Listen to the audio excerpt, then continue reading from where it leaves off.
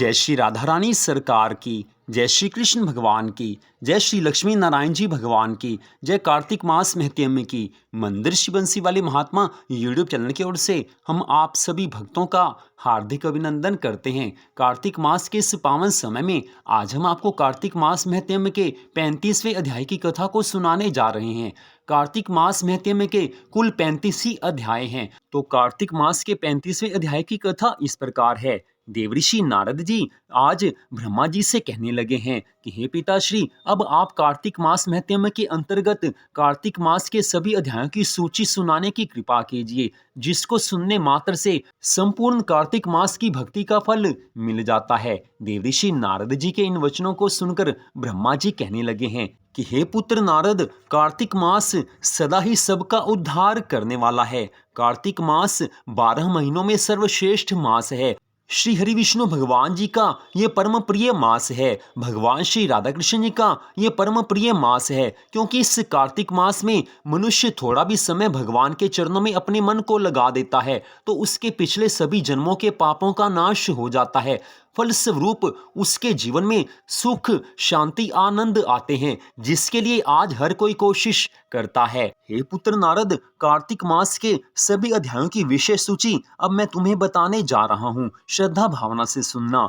आरंभ में कार्तिक मास की श्रेष्ठता तथा उसमें करने योग्य स्नान, दान, भगवत पूजन आदि धर्मों का महत्व बताया गया है। इसके पश्चात विभिन्न देवताओं के संतोष के लिए कार्तिक मास के स्नान की विधि तथा कार्तिक मास के स्नान के लिए श्रेष्ठ तीर्थों का वर्णन किया गया है। इसके पश्चात कार्तिक मास में अगर तीर्थों में स्नान ना किया जाए तो घर में कैसे स्नान करना चाहिए, इसका वर्णन बताया गया है। इसके पश्चात कार्तिक मास का व्रत करने वाले मनुष्यों के लिए पालनीय नियमों के बारे में सब कुछ बताया गया है, जिन नियमों का पालन करने मात्र से भगवान को संतुष्ट किया जा सकता है।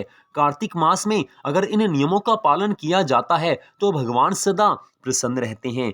इसके पश्चात कार्तिक मास के व्रत में एक पतित ब्राह्मणी के उद्धार तथा दीपदान और आकाश दीप की महिमा का वर्णन किया गया है। इसके पश्चात कार्तिक मास में तुलसी वृक्ष के आरोपण और तुलसी जी के पूजन आदि की महिमा का वर्णन किया गया है। तुलसी जी को भगवान के श्री चरणों में चढ़ाने मात्र से जो फल मिलता है उसका वर्णन किया गया है। तुलसी जी भगवान श्री हरि विष्णु जी को क्यों प्रिय हुई हैं, किस कारण से भगवान श्री राधा कृष्ण जी तुलसी जी की सेवा करने वाले भक्त पर अत्यधिक प्रसन्न रहते हैं, इसका वर्णन किया गया है। इसके पश्चात कार्तिक मास के कृष्ण पक्ष की त्रयोदशी से लेकर दीपावली तक के उत्सव कृत्यों का वर्णन किया गया है कि दीपावली कैसे मनाई जाती है, दीपावली के दिन कैसे पूजन करना चाहिए। इसके पश्चात कार्तिक मास के शुक्ल पक्ष की प्रतिपदा तिथि और यम द्वितीया के कृत्य तथा बहन के घर में भोजन के महत्व के बारे में सब कुछ बताया गया है। इसके पश्चात आंवले के वृक्ष की उत्पत्ति और उसका महत्व बताया गया है।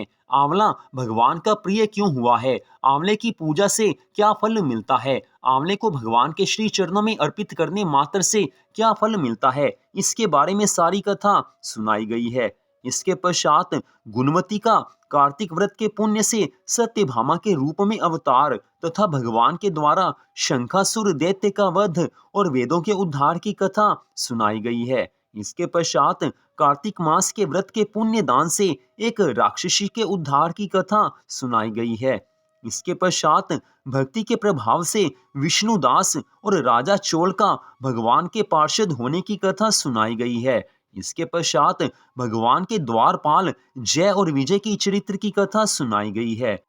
इसके पश्चात सांसर्गिक पुण्य से धनेश्वर का उद्धार, दूसरों के पुण्य और पाप की आंशिक प्राप्ति के कारण तथा मासोपवास व्रत की विधि का संक्षिप्त वर्णन किया गया है। इसके पश्चात तुलसी जी का विवाह और भीष्म पंचक व्रत की विधि और महिमा का वर्णन किया गया है। इसके पश्चात एकादशी को भगवान के जगाने की विधि, कार्तिक मास के व्रत का उद्यापन और कार्तिक मास के अंतिम 3 तिथियों की महिमा के साथ ग्रंथ का उपसंहार किया गया है। आज इतनी कथा सुनाकर ब्रह्मा जी देवऋषि नारद जी से कहने लगे हैं कि हे पुत्र नारद, कार्तिक मास के सभी अध्यायों की विशेष सूची को मैंने तुम्हें सुनाया है। इसे श्रद्धा भावना से सुनने मात्र से कार्तिक मास की संपूर्ण भक्ति का फल मिल जाता है।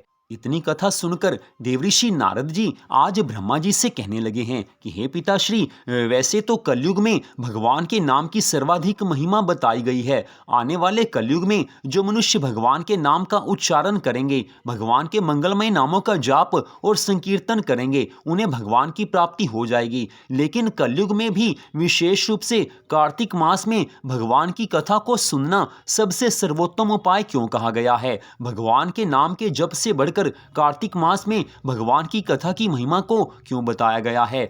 ये सब कुछ बताने की कृपा कीजिए। देवऋषि नारद जी के इन वचनों को सुनकर ब्रह्मा जी कहने लगे हैं कि हे पुत्र नारद, यद्यपि आने वाले कलयुग में भगवान के नाम के जप और संकीर्तन मात्र से भगवान की प्रसन्नता प्राप्त की जा सकती है, कलयुग में एक दिन और एक रात भी जो पूरी श्रद्धा भावना से भगवान की भक्ति करता है, भगवान के नाम का पूरी श्रद्धा भावना से जाप करता है, उसे भगवान दर्शन दे देते हैं। लेकिन विशेष रूप से कार्तिक मास में भगवान की कथा को सुनना सबसे ज्यादा शुभ इसलिए माना जाता है, सबसे ज्यादा पुण्यशाली इसलिए माना जाता है क्योंकि भगवान की कथा ही मनुष्य के जीवन को सुधारती है।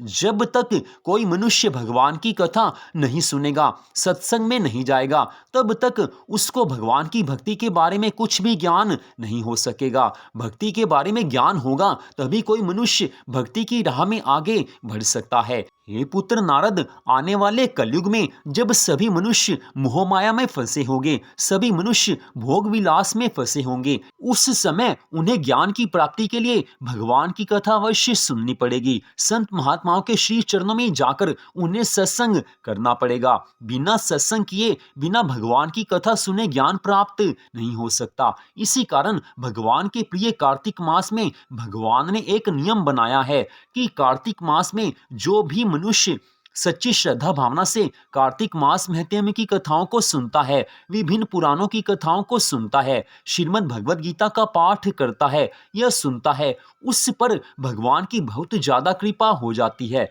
मनुष्य मात्र के उद्धार के लिए भगवान के मन में बड़ी विशेष लालसा है। भगवान हर पल यही इच्छा करते हैं कि प्रत्येक मनुष्य वापिस उनके धाम में आ जाए।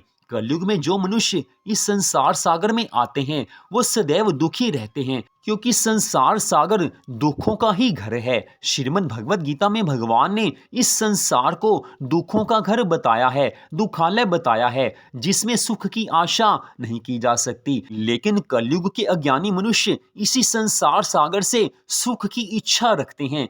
सुख की इच्छा ही वास्तव में दुखों का कारण है। इसी कारण अधिकांश लोग कलयुग में दुखी रहते हैं। लेकिन अगर लोग कलयुग में भगवान की भक्ति करें तो उन्हें भगवान की कृपा से सुख संपत्ति आनंद की प्राप्ति हो सकती है और उनका मन भगवान के श्री चरण कमलों में लग सकता है। जब भगवान के चरणों में मन लग जाता है उसके बाद हर ओर आनंद ही आनंद नजर आने लगता है। मनुष्य जीवन पूरी तरह से सुख संपत्ति आनंद से भर जाता है।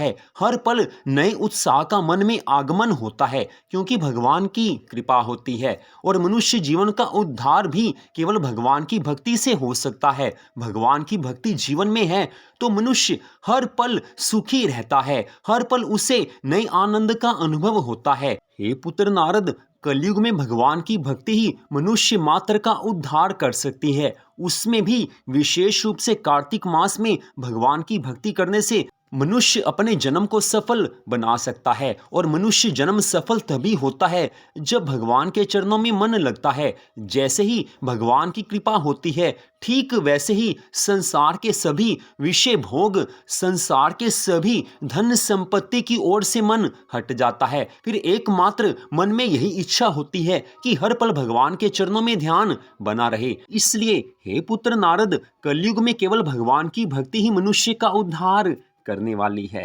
इतनी कथा सुनाकर आज सूत जी महाराज शौनक आदि 88,000 ऋषियों से कहने लगे हैं कि हे ऋषियों, ब्रह्मा जी के मुख से इस प्रकार कार्तिक मास महत्म्य की कथा को सुनकर देवऋषि नारद जी प्रेम में मग्न हुए हैं। उन्होंने ब्रह्मा जी को बारंबार प्रणाम किया है और स्वेच्छानुसार वहां से चले गए हैं।